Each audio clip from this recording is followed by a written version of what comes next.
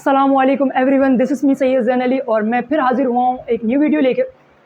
जैसे कि मैंने पिछले वीडियो में आपको पढ़ाया था कि इंट्रोडक्शन ऑफ फिज़िक्स क्या होता है, मैंने फिज़िक्स की आपको कुछ डेफिनेशंस बताई थी और मैंने ये भी बताया था कि साइंस की 2 बेसिक ब्रांचेस कौन सी होती हैं, physical science and biological science. अच्छा, फिजिकल साइंस में मैंने आपको ये बताया था कि फिजिकल साइंस में हम पढ़ते हैं नॉन लिविंग थिंग्स के बारे में और बायोलॉजिकल साइंस में हम पढ़ते हैं लिविंग थिंग्स के बारे में। इसी तरीके से इस वीडियो के अंदर ब्रांचेस ऑफ फिज़िक्स में हम फिज़िक्स की ब्रांचेस पढ़ेंगे। तो आपके सिलेबस में टोटल 12 ब्रांचेस दी गई हैं जिन्हें हम क्रिस्टल क्लियर तरीके से पढ़ेंगे, लेकिन हम इस वीडियो में सिर्फ 3 ब्रांचेस को अंडरस्टैंड करेंगे, उसे सीखेंगे और अच्छी तरीके से पढ़ने की कोशिश करेंगे। फिज़िक्स के ब्रांचेस जो 12 ब्रांचेस हैं ये बेसिक ब्रांचेस हैं, और भी ब्रांचेस हैं लेकिन हम उसे आगे लेवल्स में आगे पढ़ेंगे। लेकिन ये 12 ब्रांचेस ऐसी हैं कि इन्हें आप मैट्रिक, फर्स्ट ईयर, इंटर और यूनिवर्सिटी लाइफ में भी पढ़ेंगे एक अलग चैप्टर के हिसाब से। तो अभी मैं आपको पढ़ाने वाला हूँ फर्स्ट ब्रांच अपनी मैकेनिक्स। तो जैसे कि आप देखते हैं कि मैकेनिक्स साइंस की कौन सी शाख से था, पहले हम लिख लेते हैं ब्रांचेस ऑफ फिजिक्स। ठीक है, अब ब्रांचेस ऑफ फिजिक्स में हमारे पास जो फर्स्ट ब्रांच है वो है मैकेनिक्स। ठीक है, अब बेटा ये मैकेनिक्स क्या होता है? मैकेनिक्स में हम मोशन को स्टडी करते हैं। किसको स्टडी करते हैं? मोशन को स्टडी करते हैं। अब मोशन क्या होती है बेटा? मोशन ये होती है कि हम एक जगह से दूसरी जगह जाने को मोशन कहते हैं। जैसे कि अगर मैं फॉर सपोज यहाँ खड़ा हूँ और अगर मैं चल के यहाँ आता हूँ तो ठीक है, अब मोशन की भी हम मैकेनिक्स के अंदर मोशन को स्टडी करते हैं। ठीक है, अब जैसे कि आप अब छोटे बच्चों को झूला देते हैं। ठीक है, झूला देना क्या है? मोशन में आना। अब क्या कर रहे हैं आप? फुटबॉल को किक कर रहे हैं। फुटबॉल को किक करने से क्या हो रहा है? मोशन में आ रही है फुटबॉल। तो इसी तरीके से रॉकेट का लॉन्च होना मोशन में आ रहा है। ठीक है, हमारा जो अर्थ है उसके जो गिर्द चांद घूम रहा है वो क्या है? मोशन में है चांद। इसी तरीके से हम मैकेनिक्स के अंदर मोशन को स्टडी करते हैं। अच्छा, मैकेनिक्स को 2 पार्ट्स में डिस्ट्रीब्यूट किया गया है। फर्स्ट पार्ट जो है हमारा है वो है स्टैटिक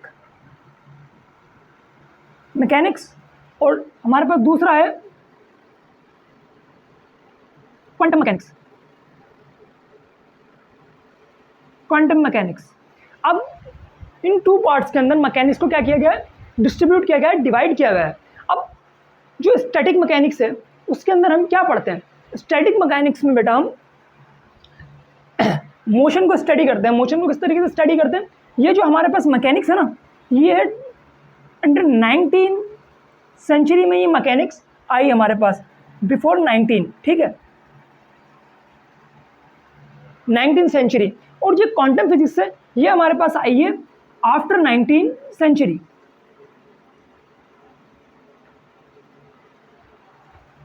अब स्टैटिक मैकेनिक्स के अंदर हम जैसे कि बॉल को किक करना, ठीक है, रॉकेट का लॉन्च होना, अर्थ के गिर्द मून को घूमना, ठीक है, हम सारी चीज़ें स्टैटिक मैकेनिक्स के अंदर पढ़ते हैं। अब क्वांटम मैकेनिक्स में क्या पढ़ते हैं?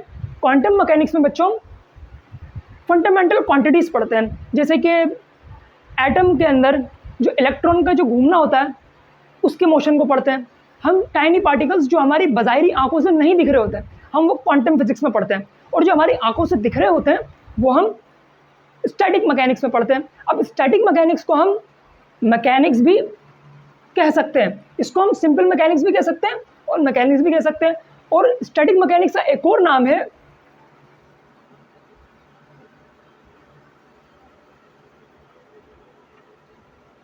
Newtonian mechanics. न्यूटोनियन मैकेनिक्स भी इसको हम कहते हैं। वो क्यों कहते हैं? क्योंकि ऐसे न्यूटन ने डिस्कवर की थी। अब हम इसको फर्दर पढ़ें तो बेटा मैं आप इसको रफ करके दिखाता हूँ आपको फर्दर कैसे पढ़ेंगे। इसको भी और मजीद 3 पार्ट्स के अंदर डिस्ट्रीब्यूट किया गया है। 2 पार्ट्स पढ़े थे, ठीक है। अब 3 क्यों किए गए मैं आपको बताता हूँ कि मोशन को स्टडी कर रहे हैं इसलिए इसको 3 किया गया है। अब हमारे पास जो फर्स्ट आता है वो आता है स्टैटिक मैकेनिक्स। अब मैंने बताया था कि स्टैटिक मैकेनिक्स में हम क्या स्टडी करते हैं कि फुटबॉल का रन होना, रॉकेट का लॉन्च होना, अर्थ वो मून को अर्थ के गिर्द घूमना, ये सब हम स्टैटिक मैकेनिक्स में पढ़ते हैं। लेकिन यहाँ पर एक स्टैटिक मैकेनिक्स के अंदर मैं आपको ये भी बता दूँ कि स्टैटिक मैकेनिक्स में हम रेस्ट वाली चीज़ों को मोशन में लाने को भी पड़ता है। अब जैसे फॉर सपोज फॉर सपोज मैं किसी वॉल को पुश कर रहा हूँ, ठीक है, पुश कर रहा हूँ, लेकिन वो वॉल कहीं जा नहीं रही, वो रेस्ट में है, वॉल क्या रेस्ट में, लेकिन मैं उसको मोशन में लाने की कोशिश कर रहा हूँ। तो ऐसी मोशन को हम स्टैटिक्स में पढ़ते हैं, ठीक है, स्टैटिक मैकेनिक्स में पढ़ते हैं। अब हमारे पास जो सेकंड है वो है काइनेमेटिक्स मैकेनिक्स। अब काइनेमेटिक्स मैकेनिक्स में क्या होता है बेटा, काइनेमेटिक्स मैकेनिक्स आपका सेटिंग चैप्टर भी है, ठीक है, और काइनेमेटिक्स मैकेनिक्स के हम मोशन को ही पढ़ते हैं। अब जैसे कि कोई कार है वो रोड के ऊपर चल रही है, कोई कार है वो रोड के ऊपर चल रही है, वो मोशन में है, तो वो उस मोशन को हम काइनेमेटिक्स मैकेनिक्स में पढ़ेंगे। लेकिन हम एक चीज़ नहीं कर सकते यहाँ पर ना, हम उस मोशन को मालूम नहीं कर सकते, हम क्वेश्चन नहीं कर सकते कि भाई ये कार मोशन में क्यों है। हम ये क्वेश्चन काइनेमेटिक्स में नहीं कर सकते, हम बस ऑब्जर्व कर सकते हैं कि ये मोशन में है ये कार। अब हमारे पास जो थर्ड है वो है डायनामिक्स। डायनामिक्स मैकेनिक्स में क्या करते हैं, डायनामिक्स मैकेनिक्स में हम जो मोशन में चीज़ होती है उस पर ये क्वेश्चन कर सकते हैं कि भाई ये चीज़ किस चीज़ की वजह से मोशन में, अगर ये कार है और ये कार किस चीज़ की वजह से मोशन में चल रही है, इसमें कोई ना कोई तो मैकेनिकल एनर्जी है ना, जब ये मोशन में आ रही है। तो हम जो स्टडी करते हैं, मतलब एक वो प्रूफ करने वाली जो स्टडी करते हैं वो डायनामिक्स में करते हैं। इसी के साथ आपको मैंने मैकेनिक्स समझाया, अब हम अपनी सेकंड ब्रांच की तरफ चलते हैं, थर्मोडायनामिक्स। बच्चों अब हमारा जो सेकंड ब्रांच है वो है थर्मोडायनामिक्स। अब थर्मोडायनामिक्स क्या होता है, तो बेटा थर्मोडायनामिक्स क्या होता है, ये थर्मोडायनामिक्स को हम पढ़ लेते हैं कि जो थर्मे मीन्स है,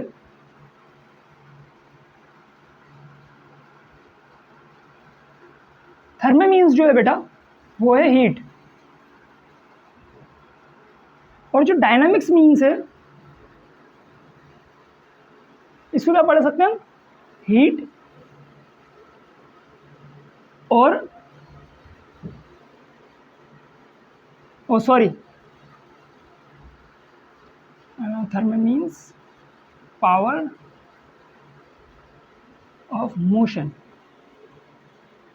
अब थर्मोडायनामिक्स को हमने क्या किया, टू पार्ट्स में डिस्ट्रीब्यूट कर दिया, ठीक है, थर्मो को अलग कर दिया और डायनामिक्स को अलग कर दिया।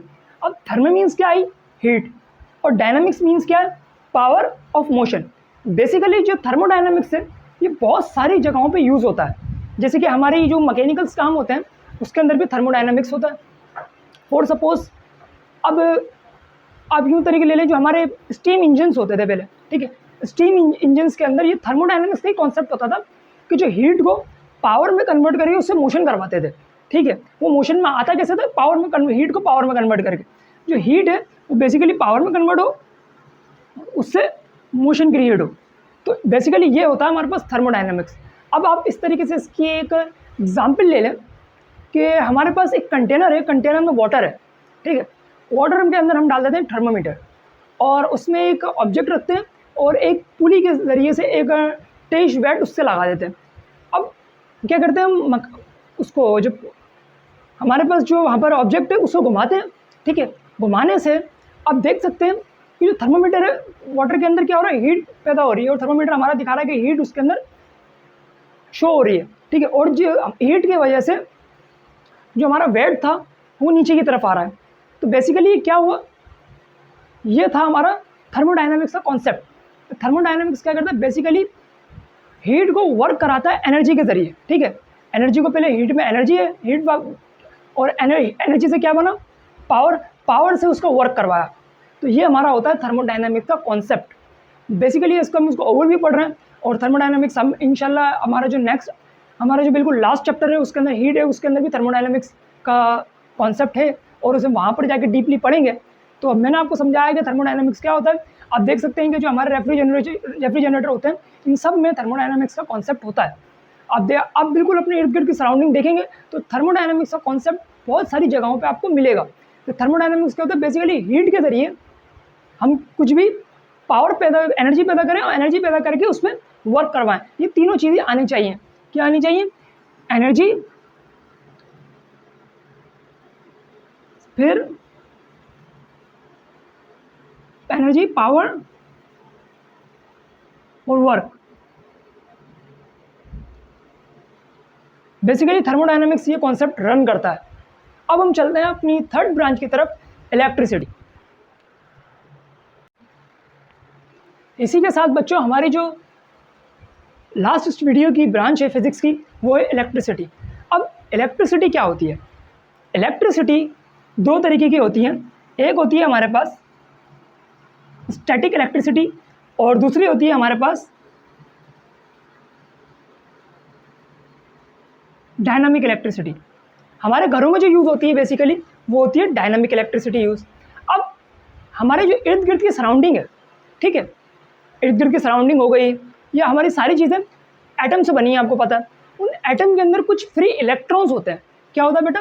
उन एटम्स में फ्री इलेक्ट्रॉन्स होते हैं जो रैंडमली कहीं पर भी मूव कर रहे होते हैं। उन इलेक्ट्रॉन्स को एक सही जगह पे मूव कराने के लिए हमें एक फोर्स की ज़रूरत होती है। उस फोर्स को कहते हैं, उस फोर्स को क्या कहते हैं? वोल्टेज।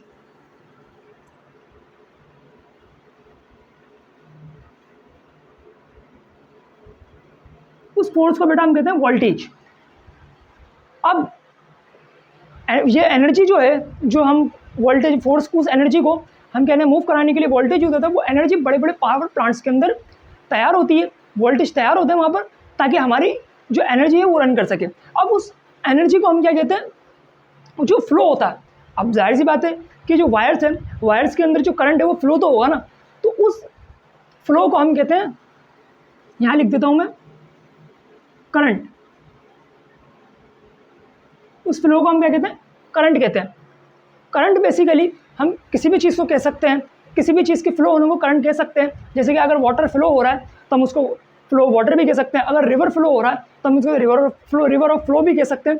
तो हम किसी भी चीज़ को फ्लो करने वाली चीज़ को हम करंट कह सकते हैं। अब ये करंट जो है वो किस तरीके से, जो इलेक्ट्रॉन, जो करंट है हमारे पास, वो वायर में फ्लो होगा, वो वोल्टेज के थ्रू होगा, ठीक है। वो जो एनर्जी होगी वो फ्लो किस तरीके से होगी? वो वोल्टेज के थ्रू होगी। और बड़े बड़े पावर प्लांट्स के अंदर ये वोल्टेज रेडी किया जाता है। जितना हमारे पास एक्सट्रीम लेवल का वोल्टेज होगा, हम उतनी ही दूर करंट को फ्लो करवा सकेंगे। तो ये है हमारे पास बेसिकली इलेक्ट्रिसिटी। अब आपको मैंने बता दिया कि इलेक्ट्रिसिटी क्या होती है, और इलेक्ट्रिसिटी को हम बेसिकली और ज़्यादा डिटेल में भी पढ़ सकते हैं, वो हम इसके चैप्टर के साथ पढ़ेंगे। अभी मैंने आपको सिर्फ ओवरव्यू दिया है इलेक्ट्रिसिटी का, इलेक्ट्रिसिटी क्या होती है। तो इसी के साथ मेरी वीडियो होती है ख़त्म, और मैं आपको इंशाल्लाह नेक्स्ट वीडियो के अंदर कुछ और ब्रांचेस बताऊंगा। टोटल 12 ब्रांचेस हैं आपके सिलेबस में, और इंशाल्लाह हम 12 ब्रांचेस ही पूरी करेंगे। इसी के साथ अगर आपको कोई भी कन्फ्यूजन हो या कुछ भी टॉपिक के हवाले से पूछना हो, तो नीचे दिए गए मेरे व्हाट्सएप नंबर पर आप मैसेज कर सकते हैं। मैं आपको ग्रुप में ऐड कर दूंगा। और इसके अकॉर्डिंग, जैसे कि मैंने पिछले वीडियो में भी कहा था, कि अगर आपको नोट्स बनाने हो, ठीक है, तो आज जो आप नोट्स बना रहे होंगे, जैसे कि पिछली मरतबा हमने इंट्रोडक्शन ऑफ फिजिक्स के नोट्स का बताया था, तो इसको भी नोट्स में ऐड करना है, ब्रांचेस ऑफ फिजिक्स की हेडिंग डाल के। तो आपको वहाँ पर हैंडआउट्स मिल जाएंगे, ताकि आप अपनी ईजिली नोट्स बना सकें और आपको पेपर्स में मुश्किल नहीं हो। याद करने के लिए कोशिश करें कि नोट्स अपनी हैंड राइटिंग में बनाएं। Thank you.